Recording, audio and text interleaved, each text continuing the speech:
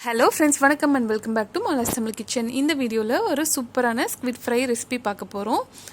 ஸ்குவிட்டை வந்து நம்ம chicken 65 marinate பண்ணுற மாதிரியே மேரினேட் பண்ணி எண்ணெயில் போட்டு பொரிச்சு எடுக்க போகிறோம்.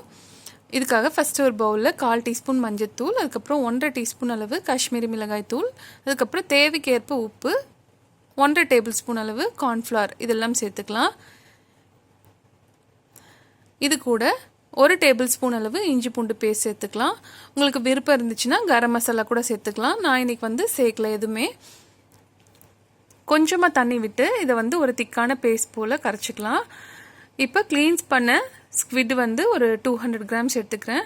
இந்த ஸ்குவிட் எப்படி க்ளீன் பண்ணுறதுன்னு நான் வீடியோ போஸ்ட் பண்ணியிருக்கேன் முன்னாடி வீடியோவில். லிங்க் வேணும்னா டிஸ்கிரிப்ஷன் பாக்ஸில் கொடுக்குறேன், வேணுன்றவங்க செக் பண்ணிக்கலாம். ஸ்குவிட் வந்து ஆல்ரெடி தண்ணி இருக்கும், அதனால நம்ம எக்ஸ்ட்ராவாக எந்த தண்ணியும் இதில் சேர்க்க தேவையில்லை.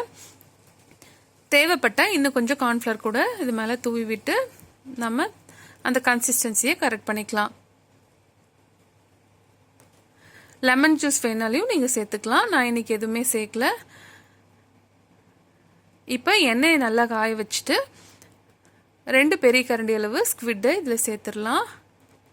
சேர்த்துட்டு நம்ம இந்த மாதிரி ஒரு மூடியை போட்டு மூடி வச்சிடணும். ஸ்குவிட் வந்து எண்ணெயில் போட்டு பொரிக்கும் போது வெடிக்கும், அதனால் வந்து நம்ம இந்த மாதிரி மூடி போட்டு வச்சு தான் குக் பண்ணணும். இடையில வந்து நம்ம ஒரு தடவை இந்த மாதிரி கலந்து விட்டணும். கலந்து விடும் போதும் வெடிக்க வாய்ப்பு இருக்குது, அதனால் நம்ம வந்து அந்த மூடியை வந்து ஒரு கவசம் மாதிரி வச்சுக்கணும், நம்ம ஃபேஸில் எதுவும் தெரிச்சு விழாமல் இருக்கிறதுக்கு. திரும்பவும் மூடி போட்டு ஃப்ரை பண்ணணும்.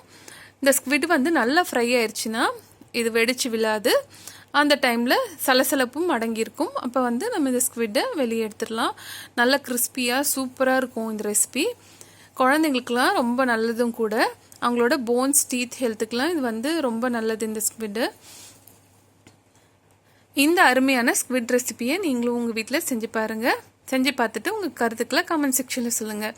வீடியோ பிடிச்சிருந்தா மறக்காமல் stamilkitchen சேனலுக்கு சப்ஸ்கிரைப் பண்ணிக்கிட்டு கூடவே பக்கத்தில் இருக்க அந்த பெல் ஐக்கானையும் ப்ரெஸ் பண்ணுங்கள். தேங்க்யூ ஃபார் வாட்சிங்.